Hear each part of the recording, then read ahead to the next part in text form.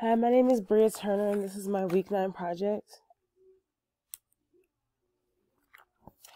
Marshall Applewhite was the founder and leader of Heaven's Gate, a religious cult in Texas. He was a self-proclaimed prophet who drew rhetoric from science fiction and sculpture. In 1972, he met a nurse named Bonnie Nettle, and she introduced him to the Bible, where they later thought they were the two mentioned in the book of Revelation. They both thought that they were a level above human and were sent here to help bring people to the next level. They both felt that the human body was a vehicle, and that in order to get to the next level, you had to basically separate from all that was human, and that a UFO was going to come back and take them to the next level after they completed their mission. They wanted to share their knowledge, so they began to travel around the world and ended up gaining 200 members, but Applewhite and Nettle began to kind of weed out their followers, only keeping the most dedicated ones, which ended in having about 39 loyal followers. In 1995, the discovery of the Hale-Bopp comet drew Applewhite's interest, and he felt that this was a sign that the spaceship was coming to bring them to the next level. In 1996, the cult created more videos encouraging others to leave with them, saying it was the last chance to evacuate Earth before it's recycled. In 1997, the comet drew closer, so Applewhite and his followers prepared to make their exit. And on March 21st, 1997, they all ate their last supper. And 2 days later, they all took their own lives by drinking a mixture of vodka and, I think it's pronounced barbiturate, or something like that. And that resulted in 39 deaths. I think the book talks about how conformity is the changed behavior or belief to accord with others, and Marshall Applewhite would make his followers act as missionaries in order to go out and convince people of his beliefs. And a lot of people would conform to it because they felt like he had such a huge following, so what he was preaching had to be the truth, and he truly convinced people to change their beliefs, and if they didn't, he would basically kick them out the group. And I think that basically he just seemed, his conspiracy theories were so convincing that it's what made people want to kind of change their beliefs or whatever. And compliance, I feel like compliance really differs from conformity, because this is to do something without really believing in it. And I feel like compliance is the reason he was able to weed out so many followers, because there were a lot who were following blindly, just because they felt it was what they had to do. They weren't really brainwashed like the others. They just kind of did it because I felt like they saw other people doing it. So, they weren't really his loyal followers or his obedient ones. And obedience definitely played a huge role in the mass suicide, because his followers saw him as a leader who knew it all, and he made sure that anything he told them to do, they did it without question, like drinking the mixture. Nobody questioned it. That's what he said to do. That's what they had to do. And they did it, ending in their deaths, which ended in their deaths. I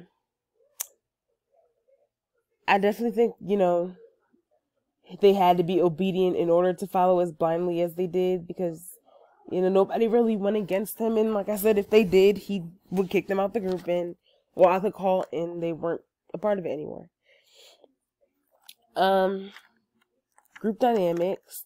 I think the cult really had a huge group dynamic. They all moved in and lived together, and they basically saw themselves as one. As a group dynamics expert, Marshall Shaw talked about in the book, he said that all groups have one thing in common, and it's that they interact with each other. And the fact that they moved in and lived together, they were constantly interacting with each other every day. And, that's kind of what made them such a strong group dynamic. The individuation is basically, to me, what keeps cults going. No one thinks for themselves or self-evaluates, and especially in Heaven's Gate, no one did their own research. They just kind of followed the conspiracy theories that Applewhite came up with and did whatever he said to do. Nobody stepped out and said, maybe this isn't right. Maybe we shouldn't be doing this. But because Marshall Applewhite said it was right, that's what they did. I think social facilitation, you know, is more associated more with Heaven's Gate, because in the book talks about how loafing is when like members of the group put in less effort, knowing others will make up for their slack. And in this group, like, they all kind of definitely really held their own weight, I would say, because like before their suicides, they all made these goodbye videos, and like if you just heard them talk in like the little videos or whatever, you can tell that everybody was putting in a lot of effort because that's what they wanted to do. Like, they weren't depending on anyone else to pick up their slack. Like, they were in that group and following everything, doing everything they had to do, because that they believed that that's what they needed to do to get to the next level. And that also, you know, like the suicide, like they all drink it because that's what they felt they had to do.